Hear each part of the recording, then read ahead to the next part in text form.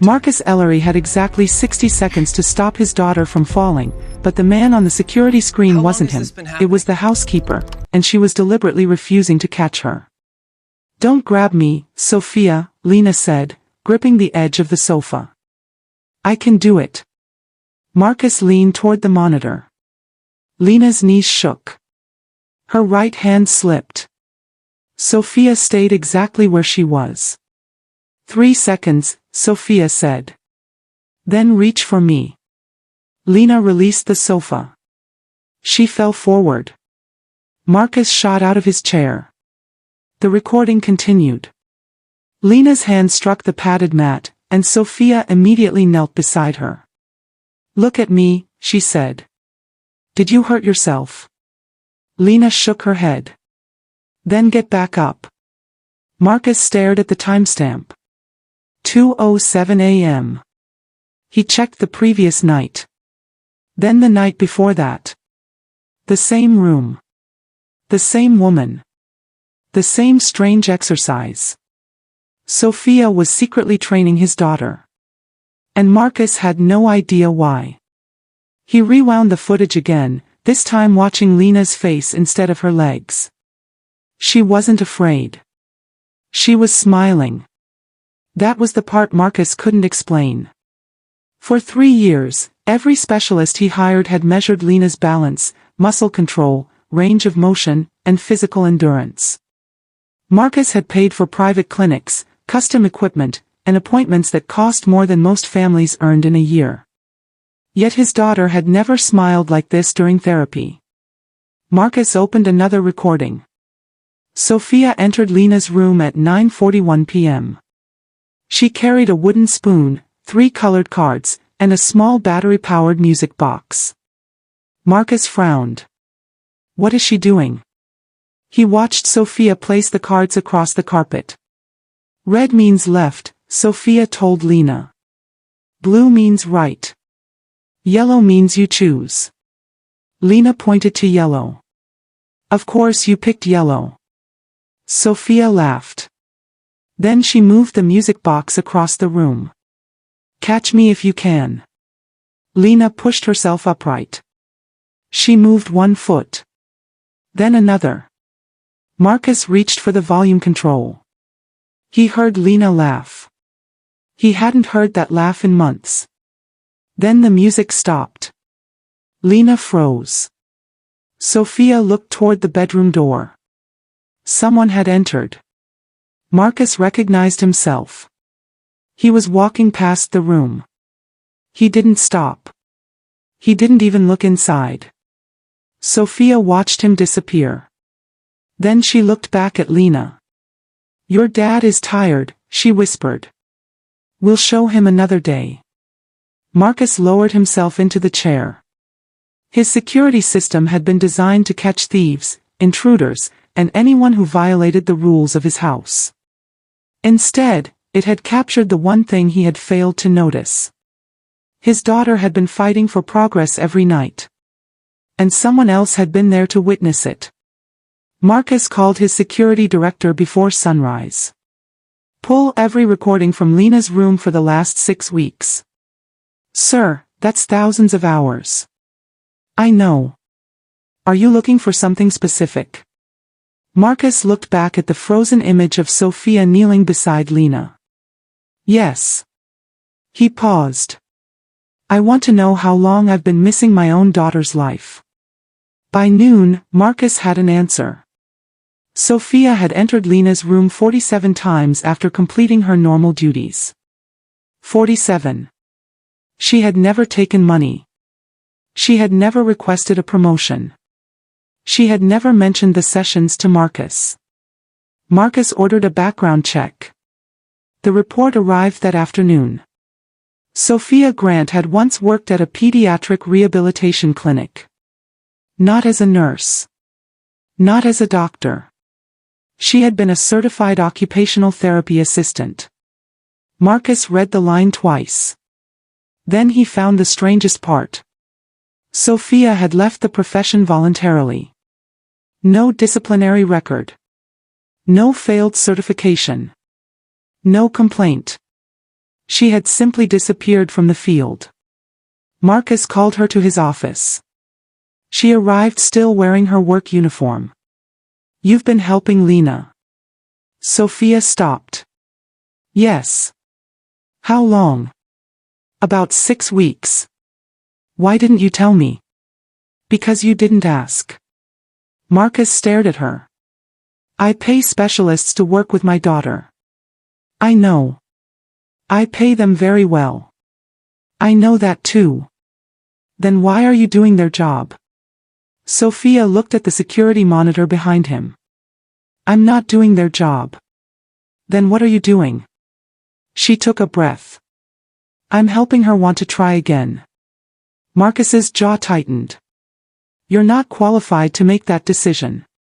Sophia didn't raise her voice. "I am qualified to know when a child has stopped believing she can succeed." Marcus stepped closer. "You crossed a line." "I probably did." "You could have hurt her." "I could have." "Then why did you continue?" Sophia looked directly at him. "Because every night she asked me to." Marcus had no immediate answer. Sophia reached into her pocket. She placed 3 colored cards on his desk. Red. Blue. Yellow. "I use these because Lena hates being corrected." Marcus looked down. "She thinks every correction means she's failing." "Who told you that?" "Lena." The answer landed harder than Marcus expected. He sat down. Sophia continued. "She knows when everyone is watching her legs. She knows when people are counting her steps. She knows when you're disappointed." "I've never been disappointed in her." "I didn't say you told her that." Marcus looked up. Sophia's voice softened. "She watches you, Mr. Ellery." Marcus said nothing. "She watches whether you smile when she stands. She watches whether you stay when she struggles. She watches whether you leave when the therapist starts talking." Marcus looked toward the office door. "How long has she been doing that?" "Since her mother died." Marcus's face hardened. Sophia immediately regretted saying it. But Marcus didn't argue. His wife, Elise, had died 3 years earlier after complications during childbirth. After that, Marcus had built a system around his daughters. Doctors. Assistants. Drivers. Security. Schedules. Everything had been handled. Except grief. He had convinced himself that being useful was the same as being present. Sophia stood. "I shouldn't have said that." Marcus stopped her.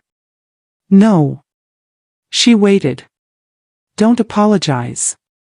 That night, Marcus entered Lena's room. She was awake.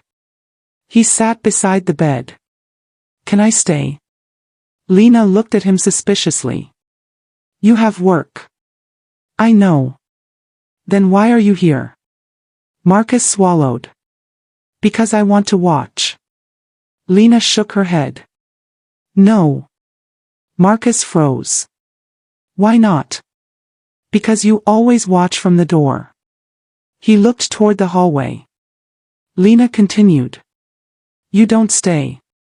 Marcus sat down on the floor. "Okay." Lena looked at him. "Okay, what?" "I'll stay."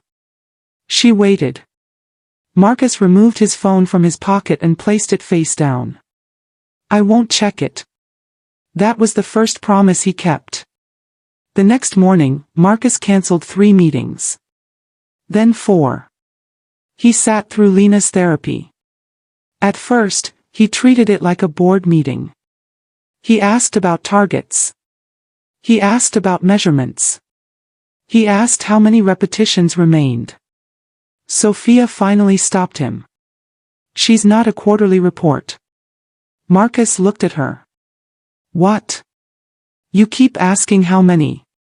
She pointed at Lena. "Ask her how she feels." Marcus turned. "Lena." Lena was holding a yellow card. I want the music. Marcus smiled. Then let's get the music. For the first time, he joined the game. Lena moved toward the music box. Marcus followed her. She took one step. Then stopped. Again, Marcus said. Sophia raised an eyebrow. Marcus corrected himself. Whenever you're ready. Lena tried again. She moved farther. Marcus laughed. Lena laughed too. But that night, Marcus's phone rang. His company's largest investor had called an emergency meeting. The message was simple. Your absence is affecting the company. Marcus stared at it. Then looked at Lena sleeping. He turned the phone off. The next morning, Dr. Aaron Wells arrived with bad news. Lena's formal therapy program is being suspended. Marcus stood. What? Her progress has plateaued. I'll bring in another specialist. That isn't the issue. Then what is? Dr. Wells looked toward Lena. The current approach isn't working. Marcus demanded an explanation. Dr. Wells gave him one. Lena wasn't failing therapy. The therapy model was failing Lena. Sophia remained silent. Marcus turned toward her. You knew. I suspected. Then why didn't you tell me? Because you weren't ready to hear it. Marcus stared at her. Then Sophia said something that changed the direction of his entire life. I know how to build something better. She pulled a folded document from her bag. It wasn't a medical report. It was a handwritten plan. Rooms. Therapy stations. Family areas. Sliding scale payments. Transportation support. Community programs. Marcus scanned the first page. What is this? My dream. She looked at the plans. A rehabilitation center. Marcus looked back at her. For Lena. For children like Lena. And that was the first time Marcus realized Sophia hadn't been helping his daughter because she wanted a place in his family. She had been preparing for something much bigger. Something she had already tried to build once before. Marcus would learn exactly why she abandoned that dream. But not until he uncovered the one part of Sophia's past she had never told anyone in his house. If you want to know what caused Sophia to walk away from pediatric therapy, and why Marcus eventually put his entire fortune behind her dream, subscribe now, because that answer comes with the biggest reversal in the story. Marcus waited until everyone left. Then he opened Sophia's old professional records. The first file was ordinary. Certification. Employment history. Performance reviews. Then he found a photograph. Sophia stood beside a group of children outside a small community clinic. The date was 7 years earlier. Marcus read the clinic's name. Harbor Steps Pediatric Center. He searched the address. The building no longer existed. The center had closed 6 years earlier. Marcus kept digging. He found court documents. Funding reports. A bankruptcy filing. Then one name appeared repeatedly. Sophia Grant. Marcus read the final report. Harbor Steps had been created to provide affordable pediatric rehabilitation to families without private insurance. It had served hundreds of children. Then its primary funding disappeared. The center closed within 4 months. Marcus kept reading. There had been an emergency fundraiser. Sophia had personally borrowed money to keep the doors open. She had failed. Families had been transferred elsewhere. Some received treatment. Others did not. Marcus closed the file. He understood now. Lena hadn't created Sophia's dream. She had reopened an old wound. Marcus found Sophia in the kitchen. You built Harbor Steps. Sophia froze. Who told you? I found the records. She looked away. You should have left that alone. Why did it close? Funding. How much? Sophia gave a bitter laugh. Enough to remind me that good intentions don't pay salaries. Marcus stepped closer. You tried to save it. I failed. No. She looked at him. You ran out of money. That sounds like failure. No. It sounds like a system that required one person to carry everyone. Sophia said nothing. Marcus continued. You're still carrying it. She looked at him sharply. Don't turn this into one of your projects. I haven't. You've already started thinking about the budget. Marcus paused. Yes. She shook her head. That is exactly what I mean. Marcus placed the documents on the counter. I want to build it. Sophia stared at him. No. I haven't even told you the terms. I don't need to hear them. Why? Because billionaires don't build things quietly. They put their names on them. Marcus looked at her. Not this one. He walked away. 3 days later, Sophia found architectural plans in his office. The center was enormous. Accessible therapy rooms. Sensory spaces. Family counseling rooms. A transportation wing. A training center for parents. And one detail stopped her. There was no name on the building. Sophia looked at Marcus. You actually listened. I've been practicing.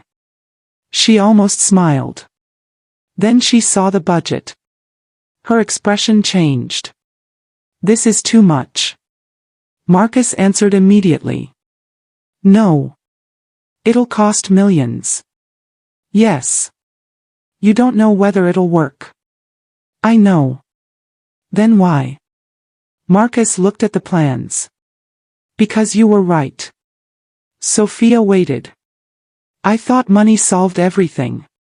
He tapped the pages. It doesn't. Then he looked at her. But maybe money can stop being the thing that prevents good people from helping. Sophia didn't answer. She turned another page. A note was written in Marcus's handwriting. No child turned away because of money. Sophia looked up. You'll really do that? Yes. She pointed at him. Then I run it. Marcus nodded. You run it. Staff decisions. You. Programs. You. Payment policy. You. And your name? Nowhere. Sophia finally sat down. For the first time, she wasn't looking at Marcus as an employer. She was looking at him as someone who might actually understand. But Marcus's board had been watching him too. The next morning, his chief financial officer entered his office with a folder. We need to talk. Marcus opened it. Inside was a resolution calling for his removal as chief executive. His investment in the center had been discovered. His board called it reckless. His CFO gave him one option. Walk away from the center. Marcus closed the folder. No. You could lose control of your company. Marcus looked at the city outside his window. I know. You built this company from nothing. I know. Then don't throw it away. Marcus turned back. I spent 3 years building a life where I couldn't lose anything. His voice dropped. And I nearly lost everything that mattered. The board gave him 48 hours. If he refused, they would begin the removal process. Marcus went home. Lena was waiting. She had a yellow card in her hand. Daddy? He smiled. Yeah. Watch me. Marcus followed her to the living room. She stood. She took one step. Then stopped. Marcus almost reached for her. Sophia caught his wrist. Let her choose.